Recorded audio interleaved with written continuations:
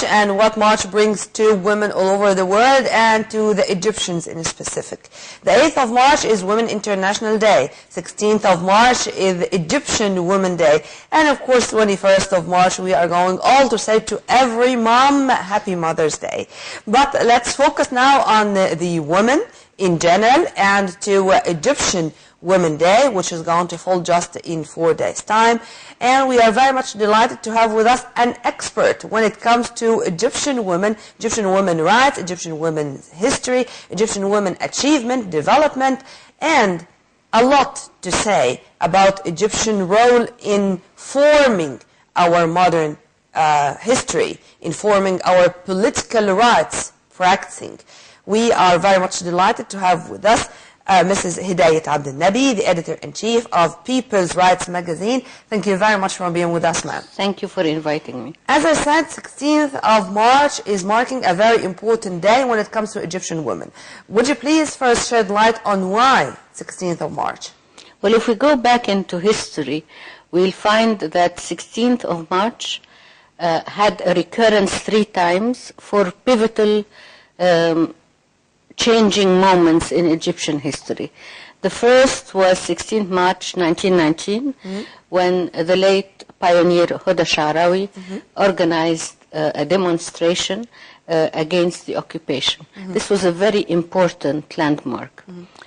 And this was included under the umbrella of the 1919 revolution headed by Saad Zaghloul. Of course. Yeah. And then you have a second date, which is 16 March 1923. 23 first? First, yeah. When Huda Sha'rawi announced the formation or the creation of the first women's movement, women association in Egypt. Yeah. And this is also very important because it lobbied all the efforts of those who are interested in promoting women's efforts and women's rights. Yeah. Then you have the third, which is after the 1952 revolution, with 16th March 1956, which is the right to vote according to the constitution. So women became equal to men for the first time in Egypt, legally, on that date in 1956. So these are very important dates. And you have given me such a piece of information before going on air that we have gained this before the Swiss women. Yes, of course. The Swiss gained the right to vote in the 70s. Yeah. While Egypt, women got the right to vote in 1956, which is away 20 years maybe, or less than 20 years before Switzerland. Yeah.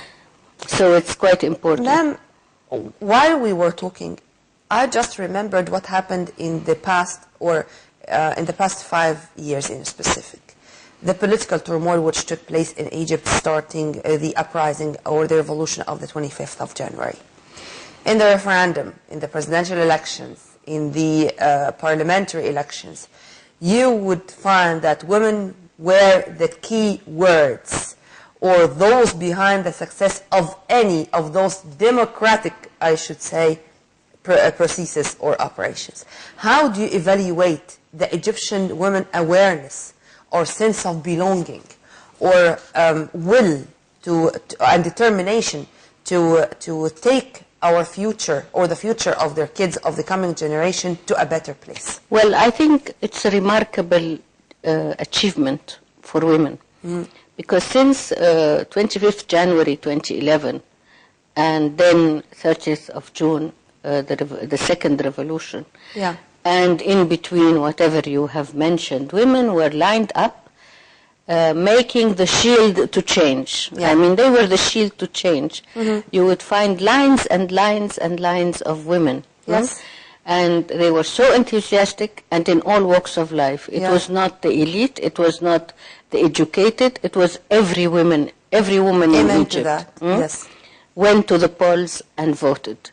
And they were the cornerstone of change in Egypt. What I want to say here, which is extremely important, that with this fantastic involvement of women in the political scene, we did not see fantastic results. Yeah. Number one, fantastic results in general, ma'am? No, I have two things women. Yeah. I have two things to speak about: participation in the cabinet, they are underrepresented, and participation in Parliament or being elected in Parliament, though of course there is a change and a big number in Parliament, but not to the extent that we really would have liked to have. I think as a first step, it should not be a first step anymore after 5 years of... Why I'm saying a first step, ma'am? Because there are things which are according to our culture or traditions. And when it comes to culture and traditions, these are things which cannot change between a day and night. Cabinet can change... Cabinet, but according to the Parliament, I don't believe in quotas. But when it comes to the current representation of women in the Parliament, I think it's, and as I said, it's a first step. It's not all what we hope for. But as a first step, it's something. I mean, we cannot... Well, I did recognize that it is a progress, but it is not the progress that we would like to see. Yeah. Because you don't do all this effort, you're not the engine of change, and then you are not rewarded. Yeah. This is unfair. Regarding what you have mentioned, and since we are speaking about women occupying high-ranking positions, let's speak a little bit about some names. Yeah, I would really start with names of people who are not today with us. For example, Dr. Durraya Shafiq, a woman who played an important role in women's rights. She held a demonstration to Parliament in February 1951. Yes. And she stormed Parliament. She entered Parliament. And I think she met the Deputy Speaker of Parliament at the time. But she was put in custody afterwards because of storming Parliament and so on. Yeah. But her involvement in this movement led to women's rights and law coming out from Parliament to secure women's rights as equals to men. Yes. So Durraya Shafiq, of course, is one name that I'd like to mention. I would say that in modern times or these days, I would really pay tribute and salute our great achiever in women's rights, the leader of the Feminist Union of Egypt, Dr. Huda Badran. I would salute her for many things. One of them is she had always genuine ideas, innovative ideas. Yes. So one of the innovative ideas before the parliamentary elections with 1 year or 1 year and a half, she threw the initiative of Women for Women. And this initiative aimed at having 1/3 of women in Parliament. Well, the achievement is good, the current achievement, but we did not reach our goal. But I would salute her for her efforts, Dr. Huda Badran. Yeah. We should mention that the world has recognized one of our ministers, Dr. Sahar Nasr. Dr. Sahar Nasr, with an award which I think she would receive on April 14th at the UN headquarters in New York. And this was for her achievement in managing sustainable development worldwide. Sustainability, to be accurate. Dr. Sahar Nasr is our Minister of International Cooperation and Trade. During her work at the World Bank. And this is very rewarding and gratifying to know that one of your ministers has been acclaimed and recognized. Yes. So we come to Sahar Rami, the minister. Sahar Nasr. Nasr, sorry. Yes. Sorry, I made a mistake. No problem. And there are a couple of people, a couple of women who have really done a lot for Egypt. During the demonstration of 16 March 1919, a couple of women were killed by the occupier. The first one to fall as a martyr was Mrs. Hamida Khalil, and I think we should mention them. I don't have the full names of the 4 or 5 who were killed, but the first who fell was Hamida Khalil as a martyr. Yeah. So I think, but I mean, women are in all positions in Egypt, in all jobs in Egypt. How many women are we going to mention today? A lot. We do have a lot of examples. We do have a lot of names. Last but not least, I'm not going to mention a lot because, of course, I'm going to forget some. But Sahir Al-Qalamawi, Mufida, Abdurrahman, Dr. Latifa Al-Shaf'i, Siza Nabarawi, Huda Sha'rawi. We do have a lot. No, I mean today we have stories of success everywhere. We have a lot of stories of success, but I mentioned those, as you've kindly mentioned, who left us, but who had done a lot for the sake of women, of Egyptian women in general, and for the coming generation to come. We are going always to remember their names. Regarding what's going on today, and regarding the hopes for the future for Egyptian women, what are your hopes, ma'am? Well, my hopes is, first of all, that we would have a comfortable life for an Egyptian woman. This is my first request and my first hope. Meaning that if she takes public transportation, she would move from one place to the other in safety and in ease and without a hangover. Second, that commodities would be available at affordable prices. Third, that health, although health should be number one, and education should be afforded to the family and to the children in a respectable manner for an Egyptian. Many things. Protecting women and regarding violence against women.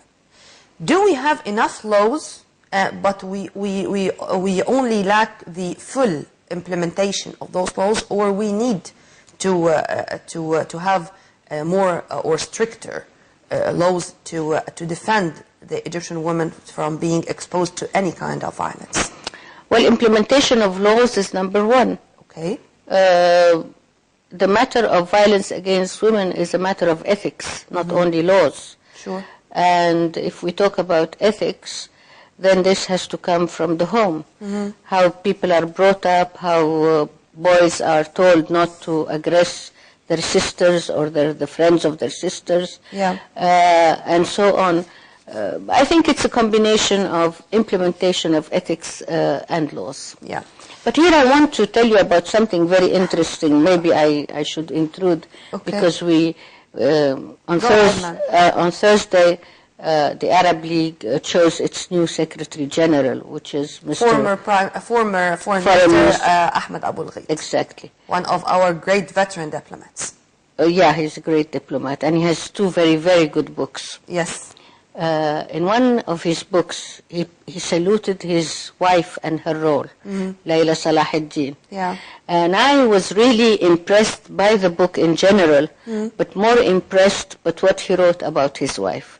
And I think if this would be implemented by every dignitary or celebrity, it would set the example of how to treat women in Egypt. You see? I mean, it's a beautiful piece. I urge all women to go and buy the two books and read what he wrote in his introduction about his wife. Amen to that, and it's not strange when it comes to former Foreign Minister Ahmed Abul-Gheit, who is now the new Secretary General of the Arab League. But let's return back to the 16th of March, ma'am, and to the Egyptian Women Day. In this very specific day, we should send a message to the Egyptian women. What to do to promote, to enhance, even to promote her way of thinking, to enhance her capabilities, to do whatever it needs to take her from a position to a better one. And here I'm not directing my words to the well-educated or the well-cultured. From all sects, we can have one message. What to say? Well, my message is to work hard, to read well, and if you don't read, then follow television, because television is educational. And if you don't read, try to go to schools that give simple courses for reading. And I would say that reading, working hard, taking care of your family. Taking care of your family must be your main priority, because It is your children who will build Egypt. So why I'm asking this question in specific, ma'am, before going into other issues. Because President Abdel Fattah al-Sisi declared this year, 2016, as the year of youth and of enabling women. So it's now, on behalf of women, we should do something to deserve this and to be able to occupy those positions while we do have capabilities to do that. If you would you please elaborate. Well, I think we have so many capable women in this country. I mean, I can't even name because there's so many. But I would say I want to focus on the new generation. Yeah, and in the new generation is better equipped because they have the skills of the new technology and information technology. And even children of 2 and 5 years old, if you sit with them and they play with the iPad, what happens is that they know the iPad more than you and I know it. Yes. But the thing is, I want to say that if you're saying that the president has declared so and so and so, which is well received and well said, I would say that we have a very golden opportunity, that there are rumors that there is a cabinet change in some ministries, reshuffle, limited reshuffle. And there are media reports saying that this should take place before the 27th of March when the government is going to introduce its evaluation or the program of the government to the parliament. Yeah, but what I want to say is that this is an opportunity, if there is a limited reshuffle, to increase the number of women in the cabinet as a crucial demand by women, because it is not fair, as I said, that women have been the engine of change and not rewarded equally. So I would say that if you want to do something, then implement it in the limited reshuffle. Ma'am, last but not least, the National Security Advisor to the President of our state is Dr. Faiza Abu Naga. Yeah, no, of course. Yeah, I mean, but this is not. We are taking steps, I think, in the right this track. does not negate the fact that women are cabinet. In the cabinet, but as I said, that we are taking concrete steps on the right track, if you permit me to say so. Well, if you allow me to respond? Sure. Yeah. Well, I would say that we are taking good steps. Yes. But it needs a little bit of improvement. Okay. Regarding the media and its role in spreading awareness, because as you have kindly mentioned, many Egyptian women, I mean, in certain places, they are not able to read or to focus on reading. So they are taking all their data or information or even culture from the media. What to do more? I mean, if you want to send a message to the media or to say something about the message of the media or the duty of the media when it comes to spreading awareness among the Egyptian women. Well, first I'd like to ask you a question. Yep. How many women today are in charge of this studio? Okay. Our director is our dear colleague Ghada Farouk, our editor-in-chief, our dear colleague Ines Higazi, our floor manager Noha Dulfuqar, and myself, Nermina Abdurrahman. That's great. In addition, of course, to my dear colleague Dina Hussein, my Saturday morning partner. This is so good. I mean, to hear but that... I'll tell you something, we are an exception. No, but this is good to hear that women are fairly represented and more than fairly represented.